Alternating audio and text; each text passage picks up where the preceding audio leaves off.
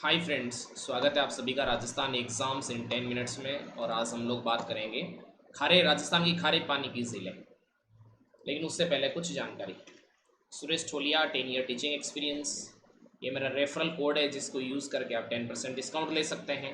ये मेरा Telegram channel है जिस पर आप मेरे को फॉलो कर सकते हैं। यहाँ पर आपको टॉप एजुकेटर्स की लाइव क्लासेस मिलेंगी, live test, weekly quiz, mega quiz मिलेंगे, स्ट्रक्चर्ड कोर्स है और अनलिमिटेड एक्सेस है। अब 1 ईयर के लिए सब्सक्रिप्शन चार्जेस 7,000 है, जबकि 2 ईयर के लिए 8,400 है। बट यदि ठोलिया 10 रेफरल कोड यूज़ करेंगे तो आपको 10% डिस्काउंट मिल जाएगा। और 1 ईयर का सब्सक्रिप्शन आप 6,300 में, और 2 ईयर का सब्सक्रिप्शन जो है वो 7,560 में ले सकते हैं। राजस्थान में खारे पानी की और मीठे पानी की दो भागों में ज़िलों को बांटा जाता है। यानी एक सॉल्ट लेक्स होती है और एक फ्रेश वाटर लेक्स होती है। जो आपको याद कर लेनी, खारे पानी की ज़िलें याद कर लेनी, कुछ ही है खारे पानी की ज़िलें। यदि इनको याद कर लोगे, जो कि पश्चिमी राजस्थान में ही है, यदि आप देख लेंगे मेनली तो ये अरावली रीजन है। इस अरावली के पश्चिम में आपको खारे पानी की ज़्यादातर ज़िलें दिखेंगी। इसलिए खारे पानी की ज़िलें हैं पश्चिमी भाग में, क्योंकि ये जो पश्चिमी राजस्थान है ये तैती सागर का अवशेष है। क्योंकि ये तैती सागर था इसलिए ये खारे पानी से बना था। इसलिए राजस्थान की पश्चिमी जो झीलें हैं तैती सागर के रूप में मानी जाती है। जो तैती सागर था इससे इससे भाग का निर्माण हुआ है। और यहाँ पर जो चट्टान या रोक्स हैं, चट्टानें जो है या रोक्स हैं, इनमें आपको सॉल्ट की मात्रा या नमक की मात्रा या लवणीय पदार्थों की मात्रा आपको ज़्यादा नजर आएगी। और ये जो सॉल्ट है, ये चट्टानें हैं, ये आंतरिक भागों के अंदर है, नीचे दबी हुई है। लेकिन जब ये शुष्क परिस्थितियां हैं इस रीजन में, या तो शुष्क है यानी ड्राई रीजन है, या यहाँ की परिस्थितियां अर्ध शुष्क है यानी या तो ड्राई है या सेमी ड्राई रीजन है। ये शुष्क या अर्ध शुष्क होने के कारण से जो यहाँ पर केशिकत्व प्रणाली का विकास होता है, यानी यहाँ कैपिलरी एक्शन डेवलप हो जाता है। और उस केशिकत्व प्रणाली के कारण से या कैपिलरी एक्शन के कारण से जो नीचे की जो लवणता है ऊपरी भागों में पहुंच जाती है। और फिर ये ऊपरी भागों में पहुंचने के बाद में जब जल का सतही प्रवाह होता है, यानी सरफेस के ऊपर या सतह के ऊपर जब जल का प्रवाह होता है, नदी के रूप में हो सकता है या किसी और कारण से हो सकता है, तो इन झीलों के अंदर वो पहुंचता है। और झीलों के अंदर धीरे धीरे वो पानी सूखता है, तो वहाँ पर लवणता की मात्रा कंटिन्यूसली इवोपरेशन से या वाष्पीकरण से वो लवणता की मात्रा बढ़ती जाती है।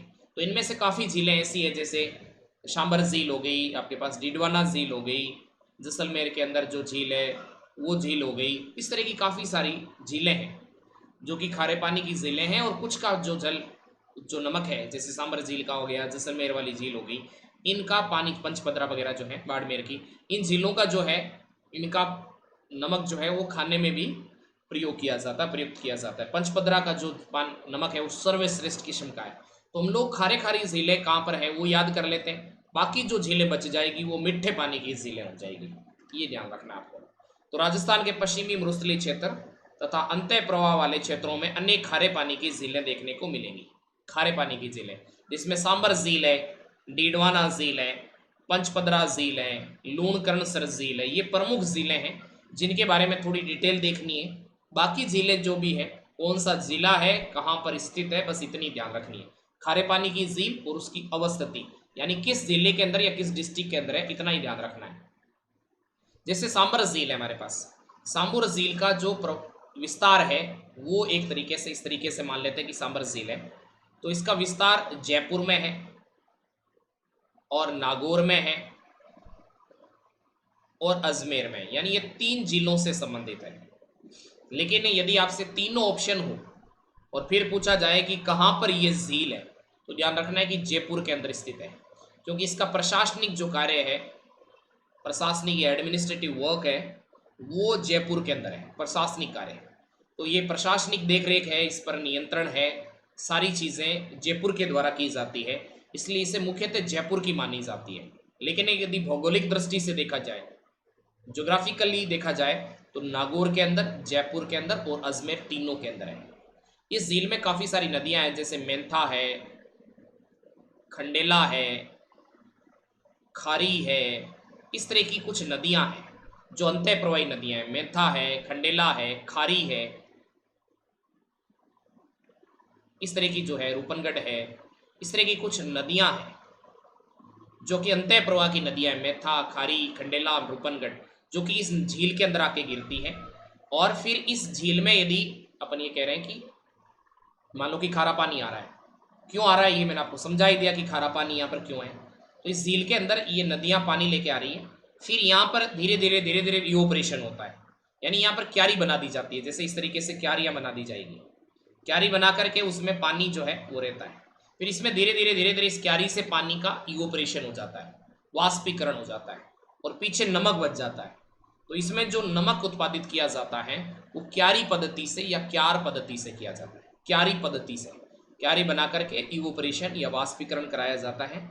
ये जो है एक तरीके से देखा जाए तो भारत के आंतरिक भागों में स्थित सबसे बड़ी खारे पानी की झील है, नमक उत्पादित करने वाली। लगभग 150 वर्ग किलोमीटर के अंदर काफी बड़े क्षेत्र में ये फैली हुई है।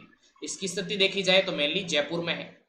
माना जाता है कि वासुदेव चौहान जो है उसने बिजोलिया शिलालेख के आधार पर इस झील का निर्माण कराया, वासुदेव चौहान ने। इसी झील के तट के ऊपर जो है साकम्बरी माता का मंदिर है। यारेस प्री में क्वेश्चन भी पूछा गया है, साकम्बरी माता का मंदिर है, साकम्बरी माता का मंदिर। अकबर और जोधा जो है उनका विवाह भी इसी झील के तट पर हुआ था। और कहते हैं कि जो आपके दादू दयाल थे वो अकबर से भी इसी झील के तट पर मिले थे। तो ये साकम्बरी झील इसलिए भी काफ़ी फेमस है। साकम्बरी माता है, ये चौहानों की देवी है, चौहानों की देवी के रूप में माना जाता है। कहते हैं कि अकाल वगैरह के अंदर जो शाक सब्जियां देकर के आसपास के लोगों का है वो जीवन जो है उनका कष्ट है उनको कम किया था, इसलिए साकम्बरी देवी के रूप में प्रचलित होगी। और यहीं पर इनका जो है वो मंदिर है। ये राजस्थान की सबसे बड़ी तथा भारत की तीसरी बड़ी खारे पानी की झील है, लेकिन आंतरिक भागों की सबसे बड़ी झील है। नमक उत्पादन की दृष्टि से सांबर देश की सबसे बड़ी झील है। लगभग 8.4% नमक उत्पादित करती है देश का। राजस्थान का लगभग 80% नमक उत्पादन इसी के द्वारा होता है। ये रामसर साइट के अंदर भी शामिल की गई है। राजस्थान की झील है जो कि रामसर साइट में है।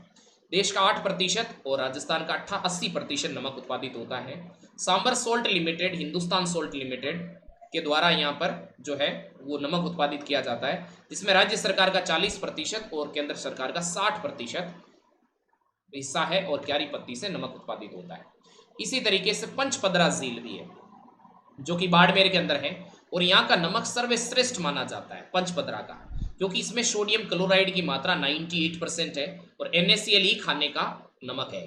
पंचपदरा में खारवाल जाती है, वो एक मोरली झाड़ी होती है, उससे नमक उत्पादित करती है, उसकी टहनियों से, इसलिए काफ़ी सर्वश्रेष्ठ है। कहते हैं इसी कारण से इसमें नमक में जो है वो ज़्यादा क्वालिटी आ जाती है। डीडवाना की भी एक झील है जो कि नागौर जिले में है, डीडवाना के अंदर, लेकिन इसमें सोडियम सल्फेट की मात्रा ज़्यादा होने के कारण से इसका नमक खाने के लिए नहीं है, बल्कि गलाने वगैरह के लिए, कागज़ वगैरह के लिए, उसके लिए काम में आता है। ज़्यादा अच्छी खाने के लिए नहीं है ये। लूणकरण सर झील है, यहाँ पर लूणकरण सर झील है, ये बीकानेर के अंदर है, लगभग 80 किलोमीटर दूर है। यहाँ पर जो ये झील है उत्तरी रीजन में देखा जाए तो सबसे बड़ी झील है। फलोदी, कुचामन, कावोद, कुचामन है ये, कावोद, कच्छोर, रेवाशा आदि अनेक झीलें हैं। ये याद रखना है, आपकी सांबर जयपुर के अंदर है, पंचपंद्रा बाड़मेर में है, डीडवाना नागौर में, खारे पानी की झील है सारी, नावा नागौर, डेगाना है ये नागौर में, कुचामन है ये नागौर के अंदर, रेवाशा सीकर के अंदर है, काछोर सीकर के अंदर है, ताल छापर चूरू के अंदर है, लोधी जोधपुर के अंदर है, लूणकरणसर बीकानेर में है, और वो जैसलमेर में। इतनी झीलें ये खारे पानी की, तो इनका ध्यान रखना है। बाकी सारी मीठे पानी की हो जाएगी। 1 साल के लिए 7,000, 2 ईयर्स के लिए चार्जेस हैं 8,400, लेकिन ठोलिया 10 कोड यूज़ करेंगे तो 1 ईयर का एनरोलमेंट 6,300 में, और 2 ईयर का जो एनरोलमेंट है वो हो जाएगा मात्र 7,560 के अंदर। किसी तरह का इश्यू हो तो आप मेरे को इस नंबर पे व्हाट्सएप कर सकते हैं। फोलिया 10 कोड यूज़ करके एनरोलमेंट लेना है 10% डिस्काउंट के लिए। अपने दोस्तों के साथ शेयर करना है, सब्सक्राइब करना है चैनल को। बहुत बहुत धन्यवाद। Thank you very much.